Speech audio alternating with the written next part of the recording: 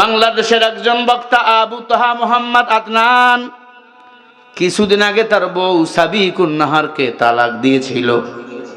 আবার গতকালকে দেখলাম বিয়েও করেছে। তালাক দিয়েছে, বিয়ে করেছে। সোশ্যাল মিডিয়ায় বলে হুজুর তালাক দিলে ওই বউ কি নেওয়া জায়েজ আছে? হালাল হারাম পড়ে।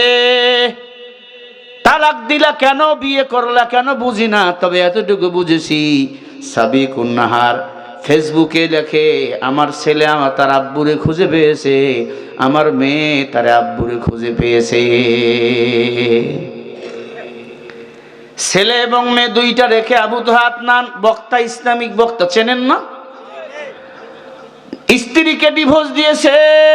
স্ত্রীও বলে আমি তালাক গ্রহণ করেছি, আবার সেই স্ত্রীকে সে গ্রহণ করেছে। তবে আলহামদুলিল্লাহ, আবার বলছে হালাল হারাম পড়ে। তবে আলহামদুলিল্লাহ এতটুকু ভালো, ছেলে মেয়ে তার বাবাকেও পেল, মেয়েকেও পেল। তবে একটা কথা আপনাদের বলে দিয়া যায়, বিয়ে শাদী যারা করেছেন তালাক নামে শব্দ ব্যবহার করবেন না, কারণ তালাক হলো সর্বনিম্ন হালাল। তালাক শব্দ এত ওজন, পাহাড় রাখলে পাহাড় চুরমার হয়ে যেত। এখন বলবেন হুজুর তালাক দিল, নিল কেমনে? এক তালাক, দুই তালাক, তিন তালাক যদি দেয় ওই বউরে কিয়ামত পর্যন্ত আর নেওয়া যাবে না। এক তালাক দিয়া যদি বউরে সতর্ক করেন, ওই বউরে আবার বিয়ে করা যাবে। ইসলামে দলিল আছে। দুই তালাক পর্যন্ত যদি দেন নেওয়া যাবে। এখন আমরা তো তালাক দেওয়ার সময় 14 তালাক দেই। কই তুই তালাক, তোর মাও তালাক, আছে না নাই? এক তালাক, দুই তালাক, তিন তালাক, 22 তালাক যদি বলেন, ওই বউরে আর কিয়ামত পর্যন্ত নেওয়া যাবে না। সারা দুনিয়ার আলেম যদি একাই আপনার বিয়ে করায়, ওই বিয়ে করলে ওই বউরে নিয়ে থাকলে আপনি জিনা করবেন। এখন আবু তাহা আদনান খোলা তালাক দিয়েছে না এক তালাক দিয়েছে না দুই তালাক দিয়েছে? কেমন তালাক দিয়েছে, কেমন ভাবে বিয়ে করলো? তবে এতটুকু আহ্বান, সে যেহেতু আলেম মানুষ, কোরআন হাদিসের কথা বলে, আমরা বুঝতে পারবো আলহামদুলিল্লাহ সে অবশ্যই আল্লাহকে ভয় করে। যদি সে 3 তালাক 22 তালাক পর্যন্ত দিত, সে আর বিয়ে করতো না। হয়তো বা এক তালাক দুই তালাক দিয়ে সতর্ক করেছেন, এজন্য আবার বিয়ে করেছেন, ঠিক কিনা? তালাক দেওয়ার আগে সতর্ক। খুলনার বড় এক হুজুর ছিল, কেউ তালাকের মাসালা নিতে গেলে ব্যাট দিয়ে পিটাইতো, ওরে ব্যাট দিয়া পিটাইতো, তারপরে মাসালা দিত। তালাক দিতে আইছো, সাবধান। তালাক দেওয়ার আগে চিন্তা করবেন। কোন বউরে যদি তালাক পর্যন্ত 3 তালাক দেন, ওরে আর নেওয়া যায় না।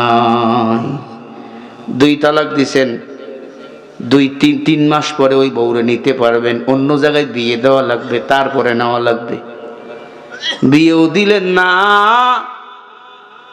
1.5 মাসের মধ্যে বউরে আবার নিয়ে নিলেন। এটা কেমন তালাক দিলেন, কেমন বিয়ে করলেন, এটা আমরা বুঝে আসি না। আসলে ছেলেটা তো ভালো আলেমও না, ক্রিকেট খেলতো, বাংলা লেখাপড়া করছে, পরে কিছু কিতাবাদি পইরা ইসলামী বক্তা হয়ে গেছে।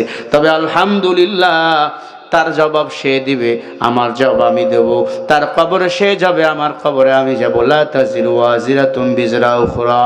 আপনার কবরে আপনি যাবেন, আপনার হিসাব আপনি দিবেন, আমার হিসাব আমি দেব। রে ভাই, বিয়ে শাদী করেছেন, সংসার করবেন, তালাক শব্দ ব্যবহার করবেন না। তালাক দিছেন আপনি আলাদা, স্ত্রী আলাদা, মাঝখানে সন্তানগুলো বিপদে পড়ে যায়। কথা কয় না? আবু তাহা আদনান যেহেতু আলেম মানুষ, বক্তা মানুষ, হালাল হারাম বোঝে। এতটুকু বুঝার পরে হয়তো আলেমদের সাথে পরামর্শ করে আবার বিয়ে করেছে। ছেলে মেয়েগুলো আব্বাও পেয়েছে, মা পেয়েছে, এটা নিয়ে আর কোনো চিন্তা টেনশন নাই, কোনো প্রশ্ন করার নাই। মা বাবা সন্তান পেয়েছে, সন্তান মা বাবা পেয়েছে। আবু তাহা আদনান বিয়ে করেছে, ওই স্ত্রীকে আবার বিয়ে করেছে, দুইজনে এক হয়ে গেছে। আমরা দোয়া করি হালাল ভাবে যেন সারা জীবন একসাথে থাকতে পারে, ইসলামী শরিয়া মোতাবেক। আল্লাহ কবুল করেন, বলেন আমিন। আরো জোরে বলো। আবু জাহেল ডাক দিয়া কয়, ও ভাতিজা, আমি যদি মুসলমান না হই, আমার বউ তালাক, যদি বলতে পারো বস্তার ভিতর কি আছে? আমার রাসূল বলে, আল্লাহ ও আল্লাহ, আবু জেহেল আবার একটা শর্ত লাগাইয়া দিছে, বুঝছেন কমন শব্দ করে, ভাতিজা তুমি যদি বলতে না পারো বস্তার ভিতর কি আছে, তাহলে তোমাকে কিন্তু বাপ দাদার ধর্মে ফিরে আসা লাগবে। আল্লাহর হাবিব বলে, হ্যাঁ, যদি আমি বলতে না পারি বস্তার ভিতর কি আছে, আমি বাপ দাদার ধর্মে ফিরে যাব। তবে আপনি কথা দেন চাচি, আম্মা ও চাচা, আপনি ইসলাম ধর্ম গ্রহণ করবেন? আবু জেহেল বলে, হ্যাঁ।